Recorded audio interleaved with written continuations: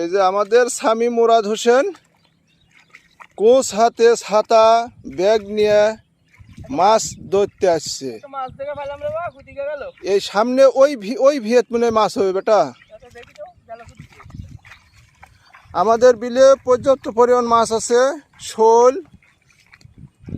চ্যাং, কানুস, ট্যাংরা। এই কুচ দিয়ে সেই মাছ মারা হচ্ছে। সোলার ভিয়ের ধার দিয়ে মাছ হবে। এই পাওয়া গেছে নাকি বেটা? দেখে মারা লাগবে, দেখে মারতে হবে।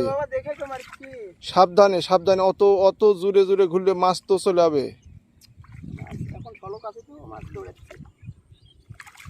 দেখতে পেলাম গেল কোনটি মাছটা।